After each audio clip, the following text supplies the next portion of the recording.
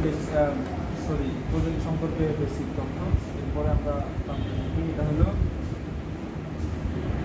কি ওএসএইচ এবং পিপিই সম্পর্কে আলোচনা, তাই না? Apply OSH practices in the workplace, অর্থাৎ কর্মক্ষেত্রে পেশাগত স্বাস্থ্য ও নিরাপত্তা অনুশীলন প্রয়োগ করুন। এই যে দেখেন, পেশাগত স্বাস্থ্য ও নিরাপত্তা পদ্ধতি অনুশীলন করা, বুঝছেন? পেশাগত স্বাস্থ্য ও নিরাপত্তা পদ্ধতি অনুশীলন করা, ওইটাই ছিল ওই দিনের পড়াশোনা। যাই হোক, ওএসএইচ অকুপেশনাল সেফটি অ্যান্ড হেলথ, ওএসএইচ এর পুনরূপ হচ্ছে occupational safety and health. Occupational মানে পেশাগত, সেফটি মানে স্বাস্থ্য, হেলথ মানে হেলথ মানে স্বাস্থ্য, সেফটি মানে নিরাপত্তা। পেশাগত স্বাস্থ্য নিরাপত্তা বা পেশাগত নিরাপত্তা ও স্বাস্থ্য, এটা আসলে বলে না, মানে বলে স্বাস্থ্য নিরাপত্তা। ইংরেজিতে লেখে এটা, বাংলায় লেখে এটা। তবে আপনি মানে যদি একটু উলটপালট করেন তারপরেও অসুবিধা নাই, ঠিক আছে?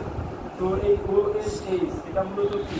এটা হলো কর্মক্ষেত্রে শ্রমিকদের সুরক্ষা ও স্বাস্থ্য সম্পর্কিত বিষয়াবলীর সমন্বিত রূপ একটা। অর্থাৎ ওএসএইচ এর মধ্যে যত প্রকার পেশা আছে, কর্মক্ষেত্র আছে, মানে এখানে যত শ্রমিক কাজ করে তাদের স্বাস্থ্য সুরক্ষা এগুলো দেওয়ার, তাদের স্বাস্থ্য বিষয়ে সতর্কতা, নিরাপত্তা, যত রকমের সতর্কতা দরকার সমস্ত কিছু কিন্তু এই ওএসএইচ এর মধ্যে আছে। সেখান থেকে যে যার মতো পেশাগত যে সকল লাগে সেগুলো নিয়ে নেয়। যেমন আমাদের আরএসের ক্ষেত্রে যা লাগে আমরা সেটা ব্যবহার করি, ইলেকট্রিক্যালের জন্য যা লাগে ইলেকট্রিক্যাল সেটা ব্যবহার করে, মেকানিক্যালের জন্য যা লাগে সেটা মেকানিক্যাল ব্যবহার করে।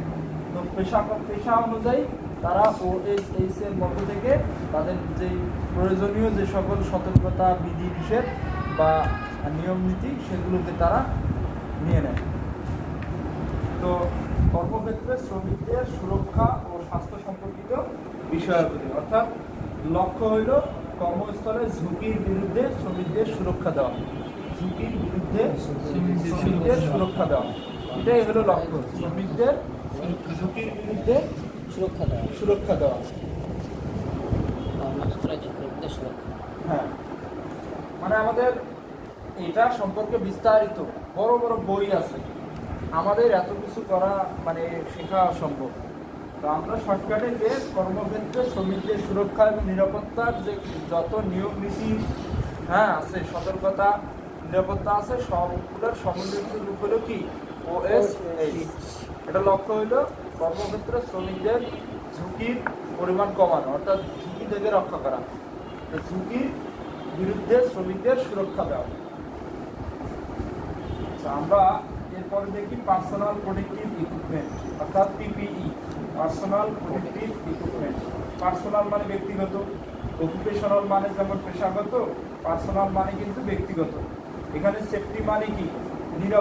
সেফটি মানে কি? সুরক্ষা। সেফটি মানে সুরক্ষা,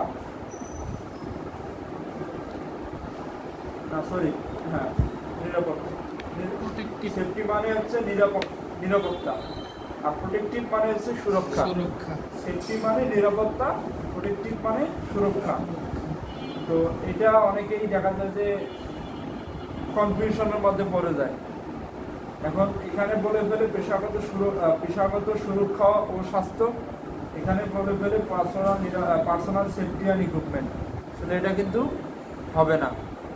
আপনারা একটু এই সংক্ষেপে যেটা আছে পিপিই এটাকে লক্ষ্য করেন, পার্সোনাল প্রোটেক্টিভ ইকুইপমেন্ট। প্রোটেক্টিভ মানে সুরক্ষা, সেফটি মানে নিরাপত্তা।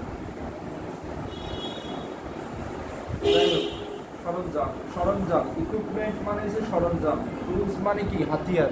টুল মানে কি? হাতিয়ার।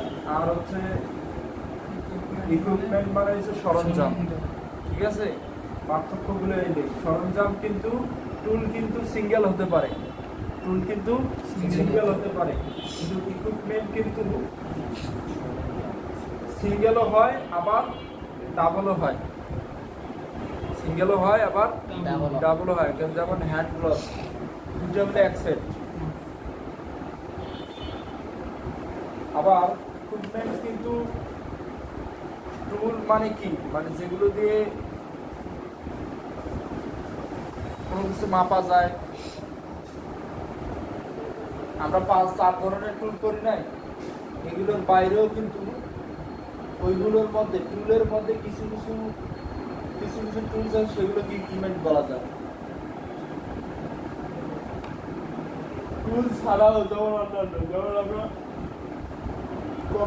কম্প্রেসারকে একটা টুল, কম্প্রেসারকে আপনারা ইকুইপমেন্ট করতে পারবেন করতে, ডিভাইস বলতে পারবেন।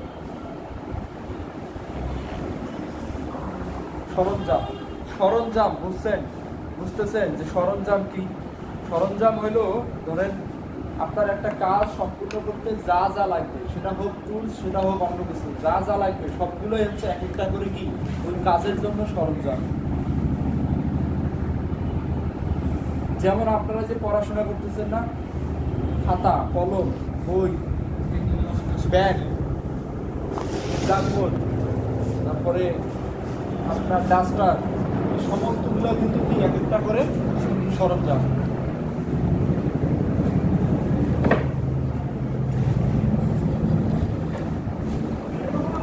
আপনি এখানে বসেন, আপনি মাঝখানে বসেন, আমার কি আছে তো।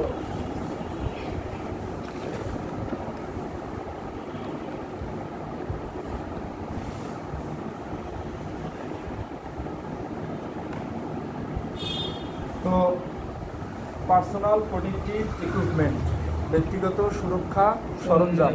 ইকুইপমেন্ট মানে হচ্ছে সরঞ্জাম। হ্যাঁ, সরঞ্জাম মানে একটা কাজ করার জন্য যা যা প্রয়োজন সবগুলোই এক একটা করে কি সরঞ্জাম। তো এই পিপিই কি?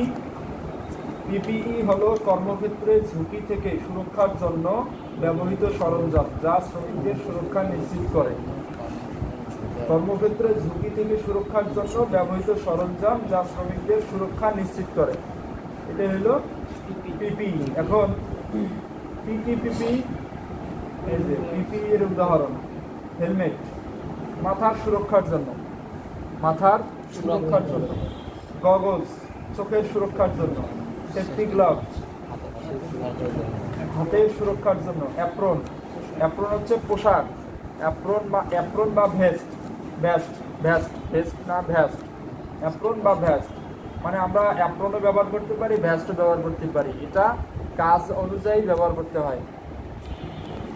যেমন আমরা এখানে অ্যাপ্রন দেখা গেছে যে আপনি দাঁড়িয়ে কাজ করতেছেন, দাঁড়িয়ে বা কোনো একটা কাজ আপনি এইভাবে ধরবেন, মানে 2 হাত দিয়ে জড়ায় ধরবেন, সেক্ষেত্রে অ্যাপ্রন ব্যবহার করা বেশি জরুরি, কারণ সেক্ষেত্রে পুরো শরীর, এই দিকের সামনের সামনের অংশটাতে, কাপড়টাতে ময়লা লাগে বেশি।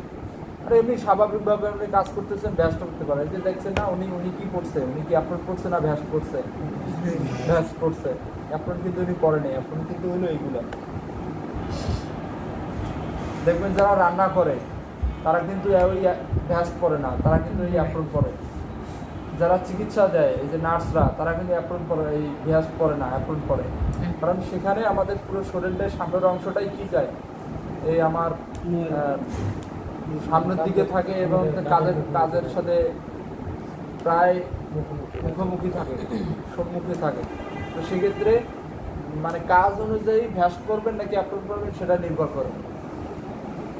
তো এগুলো হচ্ছে শরীরে ময়লা যেন না লাগে, কালি যেন না লাগে, এই জন্য আমরা মূলত এই অ্যাপ্রন বা ভ্যাস্ট ব্যবহার করি।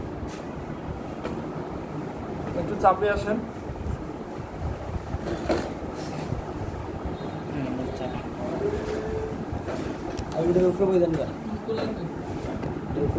টুল কই মানে কি? কান। এখানে এয়ার, এই এয়ার মানে কিন্তু বাতাস না। আমরা যে বলি না HAIR, এয়ার মানে বাতাস, HAIR হেয়ার, মানে উচ্চারণটা আমরা যদি সঠিক করে করি তাহলে হেয়ার, কিন্তু আসলে এটার উচ্চারণ হলো এয়ার। এটা মানে কিন্তু কান, শোনা।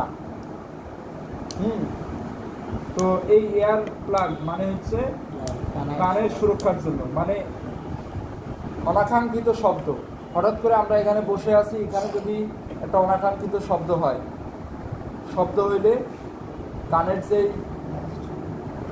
যে আমাদের যে পর্দা, এই পর্দা কিন্তু অনেক পাতলা, ফেটে যেতে পারে। হ্যাঁ, না না, এটা কিন্তু খুবই সংবেদনশীল একটা জায়গা। যেমন দাঁতের মাড়ি খুবই সংবেদনশীল, অল্প একটু লাগলে দেখবেন দাঁতের মাড়িতে যদি অল্প একটু আঘাত পায় তাতেই ফুলে যাবে, খুবই সংবেদনশীল জায়গা। ব্রাশ করবার সমস্যা ফেলে তো এই কানের সুরক্ষা, এখন দেখেন আমি কিন্তু এখানে মাথার সুরক্ষা, চোখের সুরক্ষা, হাতের সুরক্ষা এগুলো লিখছি, হ্যাঁ, সংক্ষেপে। কিন্তু আসলে মাথার কি কি সুরক্ষা করবে বা কীভাবেই বা সুরক্ষা করবে এগুলো কিন্তু এখানে দেওয়া নাই। এগুলো আমি মুখে মুখে বলতেছি, এগুলো বেশি মানে সিরিয়াসলি এত নেওয়ার দরকার নেই, এগুলো এমনিতেই চলে আসবে। যেমন আপনার মাথায় উপর থেকে, মাথায় তো মূলত আঘাতটা কোথা থেকে আসে? মূলত উপর থেকেই আসে। যেমন এখানে আমাদের উপরে ফ্যান আছে, ফ্যানটা যে ওখানে সেটিং করা হয়েছে, ফ্যানটা যদি কোনো কারণে এখানে পড়ে যায় আমাদের মাথায় আঘাত করবে, মাথা ফেটে যাবে, রক্ত বের হবে, ব্যান্ডেজ হবে, ব্রেনতে আঘাত পাবে, মানে একের পর এক সমস্যা হওয়ার সম্ভাবনা বেশি থাকে। অর্থাৎ আমি যদি এখানে হেলমেট পরতাম, হেলমেটে ফ্যানটা এসে পড়তো, মাথাটা সুরক্ষা পায়, সেফটি সুরক্ষাতে পাইতো একটা। তো এই হেলমেট পরাটা, যেমন মোটর সাইকেল মানুষ যে চালায়, তো মোটর সাইকেলে কিন্তু পুরো শরীরটাই বাইরে থাকে, একটা জরিপে, মানে অনেক জরিপ হয়েছে, জরিপগুলোতে দেখা যায় যে মানুষের পুরো শরীরের থেকে মাথাটা মানুষ সেনসিটিভ বেশি, কারণ এই ব্রেন থেকেই পুরো শরীরে কি যায়, সিগন্যাল যায়, তাই না? ব্রেন থেকেই সঞ্চালিত হয়, রক্তটা সঞ্চালিত হয়, হার্ট থেকে রক্তটা পাম্পিং হয়ে তো আগে ব্রেনে আসে, তাই না? ব্রেন থেকেই তো সঞ্চালিত হবে সব জায়গায়। সেন্সটা তো আমাদের যেই সেন্সিং যেই ক্ষমতা, সেটা তো আমাদের ব্রেন থেকেই পরিচালিত হয়। তো আমাদের এই কোনো কিছুর ভারী বস্তুর আঘাত, মানে যদি আমি বইয়ের ভাষায় বলি তাহলে হবে ভারী বস্তুর আঘাত থেকে মাথাকে সুরক্ষা দেওয়ার জন্য আমাদের এই হেলমেট ব্যবহার করা জরুরি।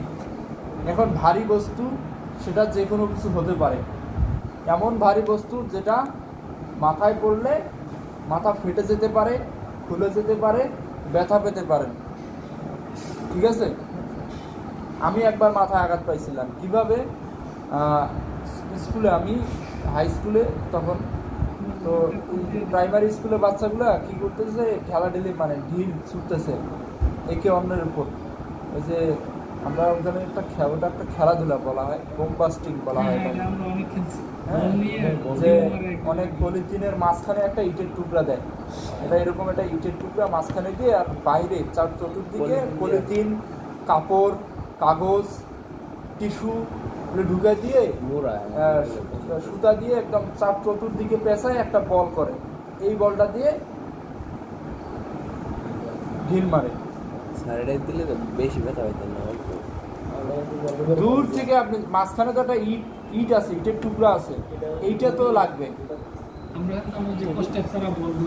যখন মাথা আঘাত করবো তখন তো ওইটা তো ইয়ে হয়ে যাবে। আমি একটু বসে আছি, তো হঠাৎ করে ওরা একজন ইয়ে করছে, আমার সে কপালে লাগছে, মানে কপাল বলতে কি, এই যে চোখের উপরে এই জায়গাটা একদম ফুলে গেল আমার, হেঁটে জানি কিন্তু ফুলে গেছে। কি আপনার কোনো একটা, মানে এটাকে কি বলে, যে শিখা, লেলিহান শিখা, উত্তপ্ত শিখা, হ্যাঁ, আলোকিত শিখা, যখন হঠাৎ আপনি চোখ দিয়ে দেখবেন, তখন আপনার চোখের যে লেন্স, সেটাকে আকস্মিক একটা সমস্যা হিসাবেই বিবেচনা করে। পরে দেখবেন আপনি যখন দেখতেছেন তখন তো স্বাভাবিকভাবে আপনি ঝাপসা দেখবেনই, ক্ষতিকর রশ্মি। রাত্রে গিয়ে দেখবেন যত দিন ঘনিয়ে রাত রাত দিন মানে দিনটা শেষ হয়ে রাত আসবে, দেখবেন আস্তে আস্তে আপনার চোখটা ব্যথা করা শুরু করে দিবে, চোখটা লাল হয়ে যাবে, চোখ দিয়ে গরম পানি বের হওয়া শুরু হবে। এগুলো কিন্তু সমস্যা ওই আলোটা দেখার কারণে আপনার হয়েছে, চোখ দিয়ে দেখার কারণে। এই জন্য যারা ওয়েল্ডিং করে, গ্লেজিং করে, তারা কিন্তু চোখে গগলস ব্যবহার করে বা চশমা ব্যবহার করে এই কাজগুলো করে, যাতে করে এটাকে বলা হয় যে শক খাওয়া, শর্ট। যেমন আপনারা ইলেকট্রিক্যাল শক খান, কিন্তু আগুনের শর্ট খাওয়া বলে না, যে যারা ওয়েল্ডিং করে যখনই দেখেন চোখ মুখ একদম লাল হয়ে গেছে, জিজ্ঞেস করে কি শর্ট খাইছিস নাকি, মূলত এটাকে বলা হয় শর্ট খাওয়া। যে অনাকাঙ্ক্ষিত লেলিহান শিখা চোখে পড়া, এটা হলো শর্ট খাওয়া। আপনাকে গগলস পরে কাজ করতে হবে যেন। এছাড়া আরও আছে, চোখে যেন কোনো ধুলাবালি না পড়ে। অনেকের চোখে সমস্যা থাকতে পারে, কিন্তু চোখে যেন ধুলাবালি না পড়ে, সেক্ষেত্রেও কিন্তু এই গগলস পরে কাজ করা উচিত। তারপরে আরও আছে, কোনো ধাতব কণা উড়ে এসে চোখে যেন না পড়ে, অর্থাৎ কুটা বলে যেগুলোকে, ক্ষুদ্র অংশ, ধাতবের মানে ধাতুর ক্ষুদ্র অংশ যেন চোখে ছিটকে এসে না পড়ে, সেটার জন্যও কিন্তু চশমা ব্যবহার করা উচিত। সেফটি গ্লাভস হাতের সুরক্ষার জন্য, হাত কেটে যাওয়া, পুড়ে যাওয়া, ফেসে যাওয়া, ছিঁড়ে যাওয়া, এগুলো এখন তো আছে ময়লা। তারপরে এয়ার প্লাগ, পানি সুরক্ষা, অনাকাঙ্ক্ষিত শব্দ থেকে সুরক্ষার জন্য। মাস্ক, বায়ুবাহিত ক্ষতিকর পদার্থ, বায়ুবাহিত মানে বোঝাচ্ছে যে বাতাসের সাথে যে সকল ধূলিকণা, ধুলাবালি, ময়লা, এইগুলো যাতে মুখের মধ্যে প্রবেশ না করতে পারে। হে ব্রাদার, দেন একটা দেন, পানি খাওয়া লাগবে, রাখবো নি যান।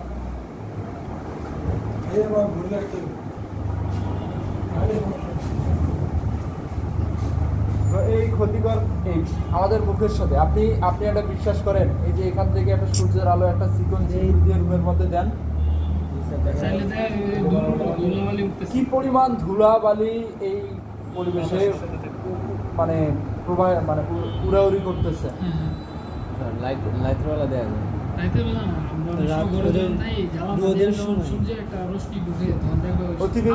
মানে সূর্যের তীর্যক রশ্মিগুলো পড়ে না, এগুলোতে দেখবেন যে এত পরিমাণ ধুলাবালি, এইগুলো খালি চোখে দেখা যায় না, অন্ধকারে মোবাইলে ফ্ল্যাশ করলে, কিন্তু এগুলোর পরিমাণ একটা আলাদা একটা স্বাভাবিক একটা দিছে, যে আমাদের এই যে স্বাভাবিক যে আমরা যে নিঃশ্বাসটা নিচ্ছি, এর মধ্যে যে ধুলাবালি ঢুকতেছে, এগুলো কিন্তু আমাদের শরীরে গিয়ে অটোমেটিক নষ্ট হয়ে যায়। কিন্তু যখন এই পরিবেশে ধুলাবালির পরিমাণটা বেশি হয়ে যায়, তখনই কিন্তু আমরা অসুস্থ হয়ে যাই, কারণ তখন সেটা শরীরের পক্ষে সেটা নষ্ট করার ক্ষমতা আর থাকে না, এটা বাইরে চলে যায়, নিয়ন্ত্রণের বাইরে চলে যায়, নষ্ট করার ক্ষমতার বাইরে চলে যায়। তো আমাদের কাজ, আমাদের ওয়ার্ক প্লেসে সবসময় একটা ধুলাবালি থেকেই যায়, তো মাস্ক পরিধান করা উচিত। পাশাপাশি অন্যান্য ভাইরাস থেকে তো মুক্তি তো মিলেই। এরপরে সেফটি জুতা, পায়ের সুরক্ষার জন্য। হাত পায়ের সমস্যা একই, পুড়ে যাওয়া, ছিঁড়ে যাওয়া, কেটে যাওয়া, ফেটে যাওয়া, এগুলোই ব্যথা পাওয়া, এগুলোই হচ্ছে মূলত হাত এবং পায়ের ক্ষেত্রে একই কাজ। তো OSH এবং PPE এই সম্পর্কে একদম এর থেকে আর ভালোভাবে বোঝানো যাবে না, মানে কম জিনিস নাই এখানে, একদমই শর্টকাট। মানে এই PPE আর OSH এই দুইটা মিলে এরকম বই, এরকম মোটা মোটা বই আছে এই দুইটা নিয়ে, কিন্তু সেখান থেকে যেটা মৌলিক সেটাকে আমি এখানে পিক করা হয়েছে। আর স্যার ওই বেলটা কিসের কাজ সবগুলো তো বুঝলেন? বেল্ট, সেফটি বেল্ট, হ্যাঁ ওটা হচ্ছে সেফটি বেল্ট, ওটা এখানে লিখে নেই, লিখতে হতো ওই এসিতে কাজ করার জন্য। এই সেফটি বেল্টের কাজ হলো বহুতল ভবনে দেয়াল বেয়ে উপরে উঠতে গেলে আমার সেফটি বেল্ট পরতেই হবে, মাস্ট বি। আমার সাথে যে একজন কাজ করছিল 10 তলা থেকে পড়ে মারা গেছে। মরেছে উনি কি সেফটি বেল্ট পরছিল না দড়ি বেয়ে উঠছিল? দৌড়ি বেয়েও না, উনি 10 তলার দিকে সরাসরি চলে গেছিল এসির উপরে। এসি আউটডোরে যে নাটগুলো ছিল না, নাটগুলো একটা জয়েন্ট ছুটে গেছে, রয়্যাল বোল্ট। রয়্যাল বোল্টের জয়েন্ট। এত সাহস!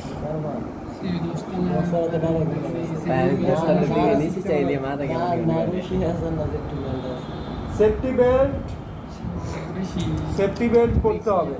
সেফটি বেল্ট, এই যে সেফটি বেল্ট এভাবে দিয়ে, সেফটি বেল্টটা দেখেন, আমি যদি এখানে দড়ি বাঁধি, শুধু একটা দড়ি বাঁধলাম কোমরে, আমি কাজ করতেছি, আমি যদি কোনো কারণে পড়ে যাই, আমার কিন্তু পুরো শরীরটা, আমার কিন্তু মেরুদণ্ড আঘাত পাবে।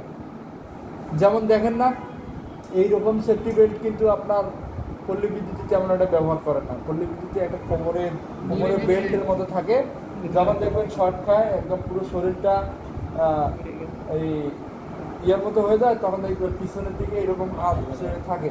কেন থাকে? কারণ শুধুমাত্র এখানে আটকানোর জিনিস নাই, শুধুমাত্র কোমরে বেল্ট আছে, এই জন্য এইদিকে কোমর ইয়ে হয়ে যায়। কিন্তু এটাতে কি হবে, আপনার পুরো এই সেখান থেকে এটা সোজা থাকবে, মেরুদণ্ডটা সোজা থাকবে।